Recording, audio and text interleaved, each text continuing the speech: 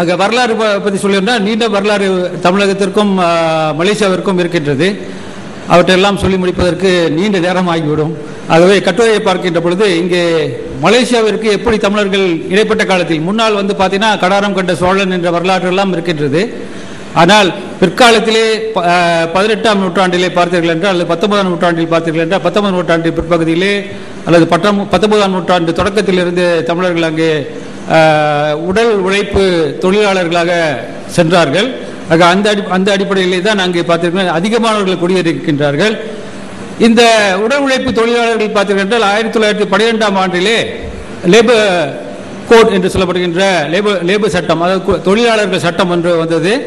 ஆக அந்த தொழிலாளர் சட்டத்தை பார்க்கின்ற பொழுது அங்கே தோட்டத்திலே, அதாவது பெரும்பாலும் தோட்டத்தில் ரப்பர் தோட்டங்களில் வேலை செய்வதற்காகத்தான் தமிழர்கள் அங்கே கொண்டு செல்லப்பட்டார்கள். ஆக அந்த ரப்பர் தோட்டங்களிலோ அல்லது காபி தோட்டங்களிலோ தென்னை தோட்டங்களிலோ வேலை செய்கின்றவர்கள் அவருடைய பிள்ளைகளுக்கு கல்வி வழங்குவதற்காக தோட்டங்களிலேயே பிரிட்டிஷ் அரசாங்கம் சிறு சிறு பள்ளிக்கூடங்களை நிறுவின. அதற்கு முன்பாக தமிழர்களே சொந்தமாக பள்ளிகளையும் நிறுவியிருந்தார்கள். ஆக நீங்கள் பார்க்கின்ற போது அங்கே பள்ளிகளுடைய வளர்ச்சி மிக போற்றத்தக்க வகையிலே தொடக்க காலங்களிலே இருந்தது. மலேசியா விடுதலை அடைந்தது 1957ஆம் ஆண்டு. இந்த 57ஆம் ஆண்டிலே அங்கு இருந்த தமிழ் பள்ளிகளின் எண்ணிக்கை 888 தமிழ் பள்ளிகள் இருந்தன. பிறகு இந்த தமிழ் பள்ளிகள் பார்த்தீங்கன்னாக்க படிப்படியாக குறைந்து அவையெல்லாம் சில சிறு சிறு பள்ளிகளாக இருந்தவையெல்லாம் கூட்டு பள்ளிகளாக ஆக்கப்பட்டு இப்பொழுது 532 பள்ளிகள் இருக்கின்றன, 523 பள்ளிகள் இருக்கின்றன. ஆக இந்த கல்வி சட்டங்களிலே பார்க்கின்ற பொழுது LCE என்று சொல்கின்ற லோவர் சர்டிபிகேட் ஆஃப் எஜுகேஷன், பிறகு SC சீனியர் கேம்பிரிட்ஜ், பிறகு MC Malaysian certificate of education அதாவது 11ஆம் வகுப்பிலே, பிறகு HSC ஹையர் ஸ்கூல் சர்டிபிகேட் 12ஆம் வகுப்பிலே ஆகிய நிலைகளில் தமிழ் மொழியை தேர்வு பாடமாக எடுத்து பயில இந்த சட்டங்கள் எல்லாம் வழிவகுத்தன. ஆக பிறகு நீங்கள் பார்த்தீர்கள் என்றால் அது மட்டும் இல்லாமல் அவர்கள் மேல்நிலை படிப்புக்காக பல்கலைக்கழகங்களில் படிப்பு தமிழை தொடர்வதற்காக வழியும் பிறந்தது என்று சொல்லலாம். மழலையர் பள்ளி என்று சொல்கின்ற பொழுது மலேசியாவை பொறுத்தவரையிலே தமிழிலே பொதுவாக மழலையர் பள்ளிகள் நீண்ட காலமாக அங்கே நடைபெற்று வருகின்றன. ஆனால் அங்கே பயிற்று மொழிகளாக ஆங்கிலமும் மலாயும் பயன்படுத்தப்பட்டு வந்தது. ஆனால் 1985 முதலில் தான் தமிழை பயிற்று மொழியாக கொண்ட தனியார் மழலையர் பள்ளிகள் அங்கே தொடக்கப்பட்டன. அதன் பிறகு தொடர்ந்து முறையான பாடத்திட்டத்தை கொண்டு அரசாங்க தமிழ் பள்ளிகளில் மழலையர் பள்ளிகள் அமைக்கப்பட்டன. இன்று 163 தனியார் தமிழ் மழலையர் பள்ளிகள் இந்த நாட்டிலே மலேசியாவிலே இயங்கி வருகின்றது.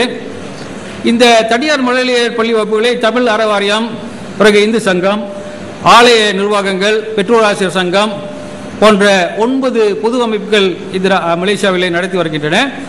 இந்த வகுப்புகளிலே பார்த்தீர்கள் என்றால் ஏறக்குறைய 4950 மாணவர்கள் பயின்று வருகின்றார்கள். அதற்கு மேலாக சில தமிழ் பள்ளிகளிலும் தமிழ் மழலையர் வகுப்புகள் நடத்தப்பட்டு வருகின்றன.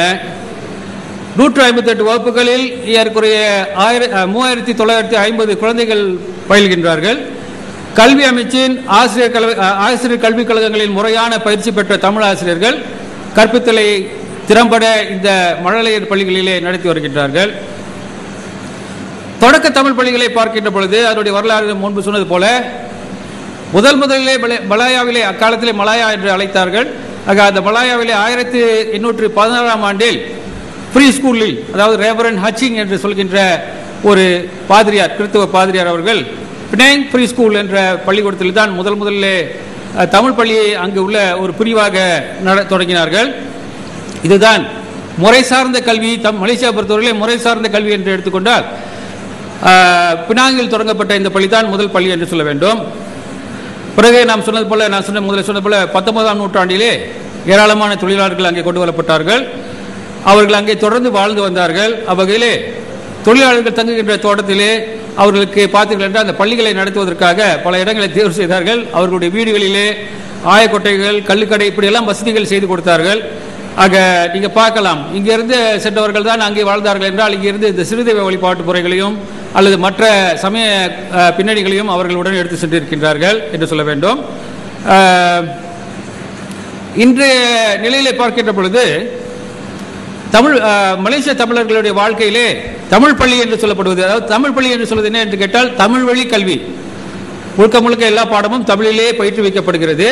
ஆக அந்த அடிப்படையிலே மாணவர்கள் அதிகமான தமிழில் ஓரளவு ஆழமான அறிவை பெறுவதற்கு, பேசுவதற்கும் எழுதுவதற்கும் அங்கே அதிகமான தமிழை கற்பதற்கு வாய்ப்பு ஏற்படுகின்றது. இங்கே நாங்கள் பெரும்பாலும் வகுப்பிலே பார்த்திருக்கின்ற ஆசிரியர்கள் சாதாரண பேச்சு தமிழை நாங்கள் எழுதுவதற்கு அவர்களுக்கு வழிவகுப்பு கொடுப்பதில்லை, எழுத்து தமிழை தான் அவர்கள் எழுத படிக்கின்றார்கள். ஆக அவருடைய பாடநூல்களை பார்த்தீர்கள் அது கொஞ்சம் மற்ற தமிழ் படிக்காத மாணவர்களாக இருந்தால், தமிழ் ஓரளவு பேசக்கூடிய மாணவர்கள் அது படிக்க முடியாது. காரணம், அவர்கள் அடிப்படை தமிழை நன்றாக படித்திருந்தால் தான் அதில் படிக்க முடியும். சரி, ஆகவே நாட்டிலே இப்பொழுது பார்த்தீர்கள் என்றால் 523 தொடக்கப் பள்ளிகள் சிறப்பாக வகையிலே இயங்கிக் கொண்டிருக்கின்றது. இதில் பார்த்தீர்கள் என்றால் தற்பொழுது பார்த்தீர்கள் என்றால் 2010ஆம் ஆண்டிலே இந்த பள்ளிகளிலே 1,05,000 முதல் நாம் காட்டின புள்ளி விவரங்கள் 1,08,000 மாணவர்கள் பயின்று கொண்டிருக்கின்றார்கள்.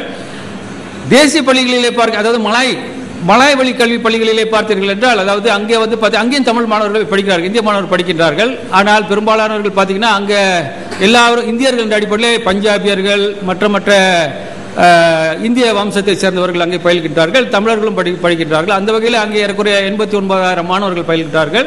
தமிழ் பள்ளியிலே 1,08,000 மாணவர்கள் பயின்று கொண்டிருக்கின்றார்கள். ஆசிரியர்களை எண்ணிக்கை பார்க்கின்ற பொழுது தமிழ் பள்ளிகளிலே ஏறக்குறைய 8,700 தமிழ் ஆசிரியர்கள், இவர்கள் எல்லாம் பயிற்சி பெற்ற ஆசிரியர்கள்.